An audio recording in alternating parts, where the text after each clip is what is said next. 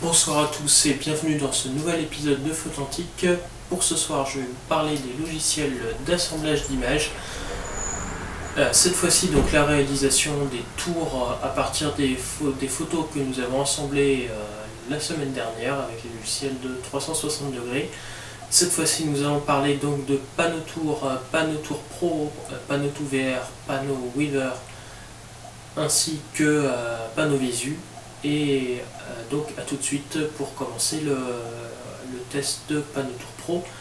Par contre, pour éviter les soucis que j'ai eu la semaine dernière avec le Mac Pro qui n'était pas capable de faire l'assemblage d'images quand il y avait de l'OpenGL, j'ai donc fait des copies d'écran et un enregistrement sonore derrière. On commence avec Panotour. Comme vous voyez, donc l'interface c'est assez sobre, plutôt clair. Donc on ajoute nos panoramas, on lui donne les différentes informations sur le panorama, les titres, les couleurs, l'ordre des panoramas, ensuite tout ce qui est description diverses et variées qui va être rajouté. Ensuite on choisit par où on démarre sur le panorama et on choisit ensuite les hotspots, donc les liens entre les différents panoramas, donc ce qui permet de cliquer à un endroit et d'aller vers le panorama suivant ou d'ouvrir un lien, etc. Ensuite il y a des plugins. En fait les plugins permettent d'ajouter les boutons, d'ajouter la carte. On choisit la forme des hotspots et la couleur, l'emplacement donc du titre et des barres de progression. Et ensuite on peut rajouter si on veut un menu avec les panoramas, menu du bouton droit, etc. Et on peut rajouter quelques zones de texte. Et enfin on travaille sur l'export où on lui donne du HTML5 ou du Flash. Et donc voilà le résultat. Donc on a quelque chose de fiable. On peut rajouter le logo où on veut, mais on est assez limité. Sur cette version là on ne peut pas rajouter de carte. On ne peut pas rajouter de description qui s'affiche sur le côté. On peut faire une rotation automatique, mais on ne peut pas faire d'effet mini-planète. Donc c'est quand même un peu gênant, enfin un peu limitant je trouve. Notamment quand on veut proposer ça à des clients. Souvent c'est quand même assez pratique d'avoir toutes les informations sur le magasin. Maintenant on passe à Panotour Pro. Donc là cette fois-ci on commence par pouvoir ajouter une description directe au démarrage. Ensuite c'est très proche de ce que propose Panotour, avec à peu près les mêmes menus, les mêmes hotspots, le même démarrage. Sauf que on a quand même un certain nombre d'options en plus qui sont quand même très pratiques. Alors là par contre dans les plugins on peut beaucoup plus personnaliser la forme, les couleurs, l'emplacement donc de la barre d'outils, et surtout on peut rajouter une carte. Chose qui est vraiment importante si on propose pour des cabinets d'architectes, pour des offices du tourisme, etc. C'est vraiment un gros plus. On peut rajouter une galerie d'images. Là c'est pareil, c'était la grosse limitation de Panotour.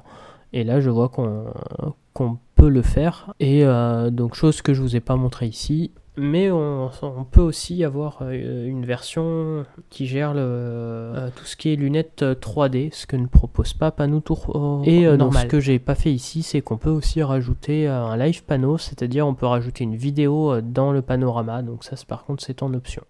Ensuite on passe à Panotour VR. Donc au départ ça me semblait assez proche de ce que propose Panotour, mais j'ai rapidement été déchanté puisque je n'arrivais pas à retrouver mes petits. En fait j'ai vraiment passé du temps à chercher les informations sur les hotspots, etc. J'ai vraiment galéré à créer mes premiers hotspots pour faire 2 panoramas entre eux. Donc j'ai vu qu'il y avait pas mal de fonctions aussi en plus qui n'étaient pas forcément dans Panotour, de personnalisation, de cartes, de compas, etc. Beaucoup de choses qui sont dans Panotour Pro, quelques petits trucs en plus, et puis au niveau des exports il y a quelques petits bonus aussi.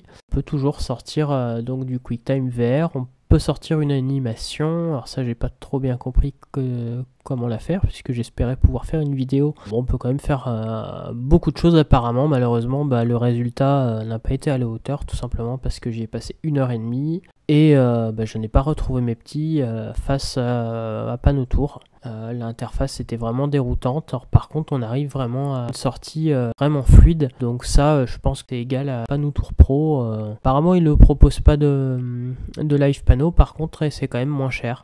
On passe maintenant à TourWeaver, qui est la version Tour d'EasyPano. Donc l'interface c'est assez étrange. On choisit donc des skins et ensuite on ajoute la visite virtuelle dedans. La sortie est rikiki, on est vraiment limité sur la taille du panneau. Le résultat est vraiment pas terrible. On peut pas personnaliser grand chose. Moi je l'ai vraiment trouvé trop limité, donc ça peut être pratique pour des cabinets d'architectes ou des gens qui n'utilisent que ce programme là mais qui ne sont pas photographes, mais c'est vraiment trop limitant pour les photographes. Maintenant on passe à Panovisu, qui est un logiciel libre qui permet donc de réaliser des tours 360, qui est en Java comme vous pouvez le voir sur la copie d'écran. Vu qu'il est libre, il est gratuit, on a accès aux sources. Par contre il y a quelques limitations un peu gênantes. Et l'interface c'est assez rudimentaire, enfin assez complexe et un peu buggé. Alors ça par contre ça vient ou du fait que Java fonctionne mal sur Mac, ou alors il faudrait que je regarde un peu que je mette mes mains dans le cambouis vu que c'est libre. Donc ici en fait on peut vraiment personnaliser le tour, on peut faire plein de choses. L'interface c'est un peu complexe à utiliser, mais on peut vraiment rajouter plein de choses, presque l'équivalent de Panotour Pro. Par contre, le gros souci que j'ai eu, c'est que au niveau des tours, c'est pas super fluide.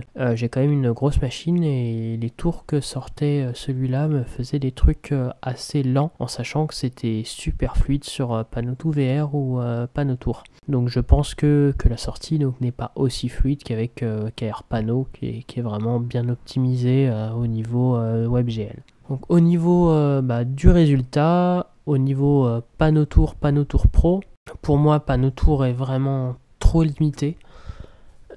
Panotour Pro, il y a vraiment tout ce qu'on a besoin, c'est simple à utiliser, mais il est quand même assez cher par rapport à la concurrence. Enfin, c'est le plus cher de tous, et surtout si on ajoute l'option Live Pano et les options qu'il y a dans KRPano pour vraiment faire des choses pro. Là on arrive tout de suite à 600-700 euros. Ensuite Panotour VR, pour moi le résultat est vraiment très correct, mais il est assez cher aussi. Enfin, la version pro mais un peu moins cher que Panotour Pro avec les options, puisqu'on arrive à 300 euros. Par contre on n'a pas le Live Pano, et puis il faut un temps d'habitude que je n'ai pas eu.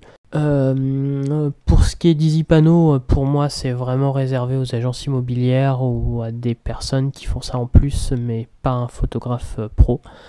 Et enfin Panovisu, pour moi il faudrait que j'ai le temps de mettre les mains dans le cambouis, parce que ça pourrait vraiment remplacer Panotour. Donc pour moi c'est vraiment bien, sauf que et l'interface et la sortie est quand même assez lente. Donc à bientôt pour une vidéo sur les tours au complet, donc de la réalisation à la publication web. Et enfin je vais reprendre d'ici peu, d'ici le mois de juillet, il y aura quelques vidéos sur les appareils anciens. À bientôt.